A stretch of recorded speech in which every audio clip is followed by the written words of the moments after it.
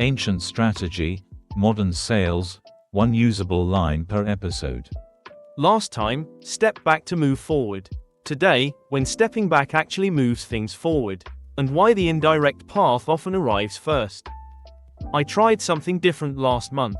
Instead of going straight to the decision maker, I spent time with their team first. Learned their language, understood their pain points. By the time I met the VP, the team had already recommended me. The meeting lasted 15 minutes. That's the indirect path.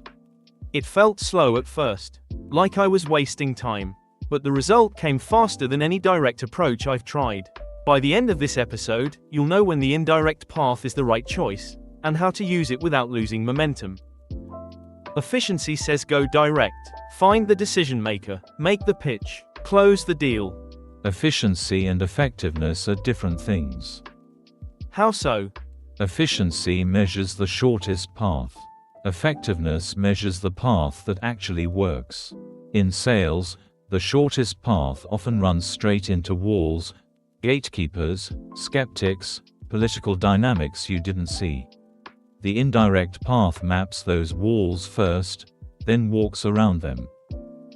So the detour saves time. The detour saves everything: time, energy, reputation. Because the deal you close through the indirect path stays closed.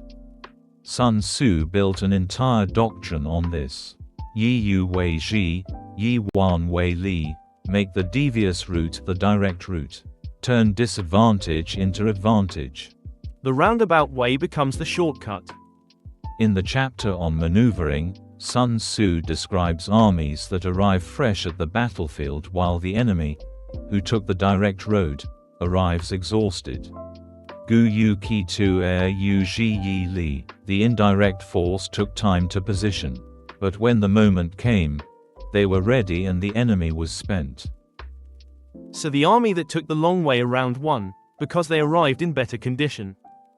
And the one who sprinted direct, arrived tired, exposed, and on ground someone else chose. In sales, that's walking into a meeting without allies, without intelligence, without positioning.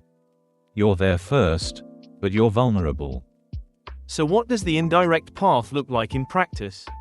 3 forms. Each one trades speed for position, and position wins. First form.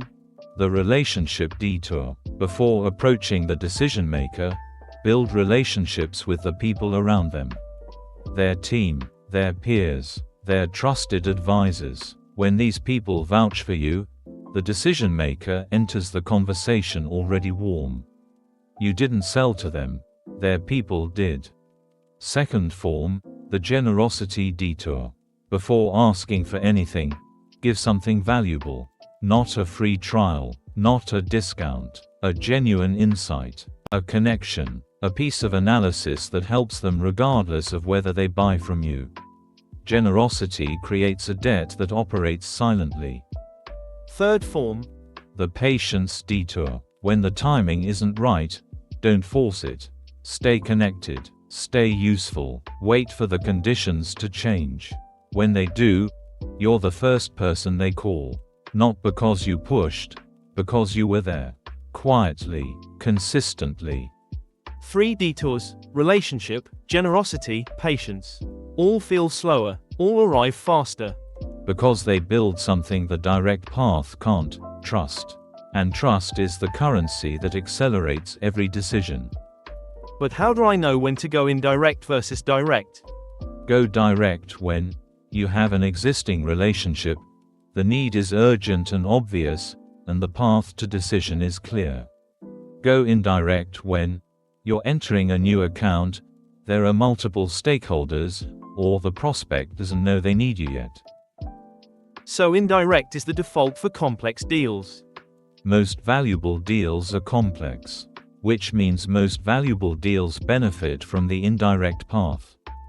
How do I stay patient when my manager wants pipeline velocity? You run both. Direct for simple deals, indirect for the ones that matter most. The direct deals keep the numbers moving. The indirect deals build the relationships that compound. One feeds the quarter, the other feeds the career.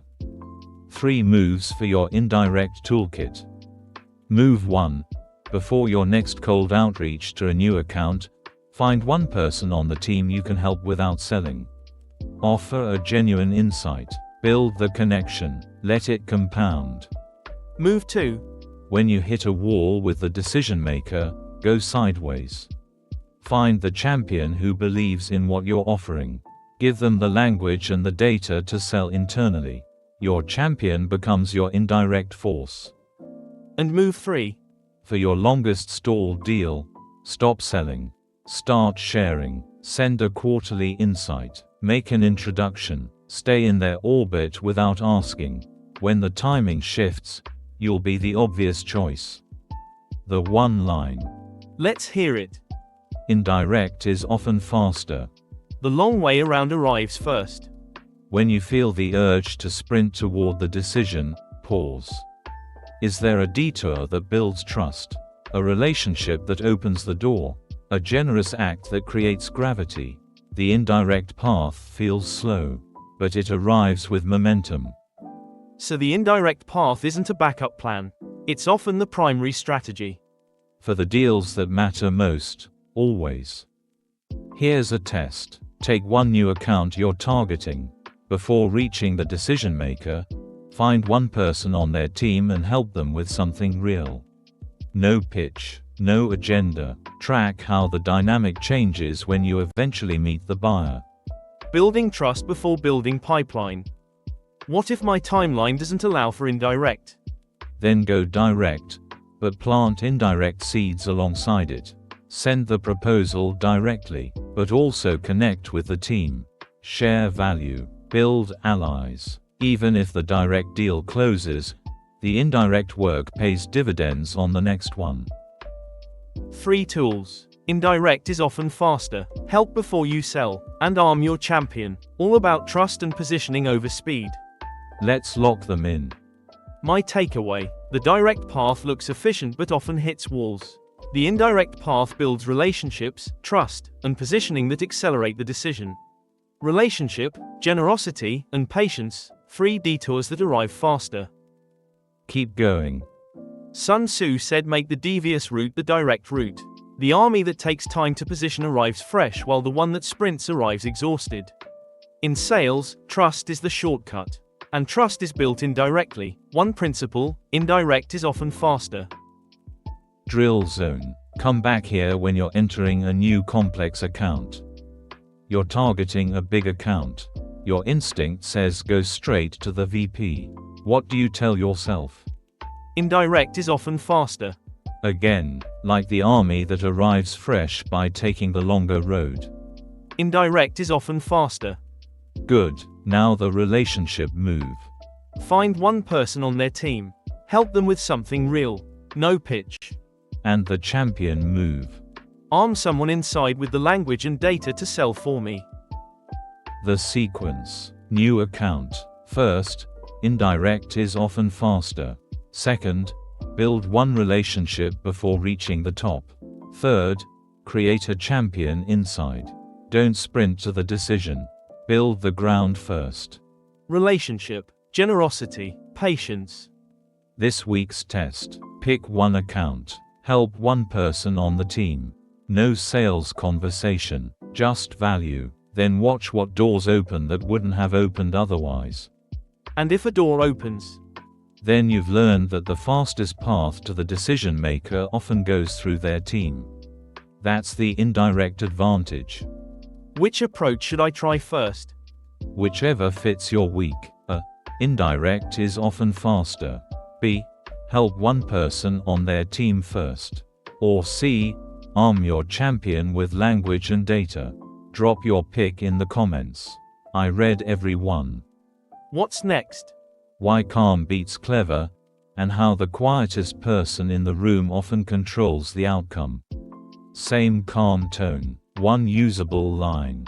Ancient strategy, modern sales, one usable line per episode.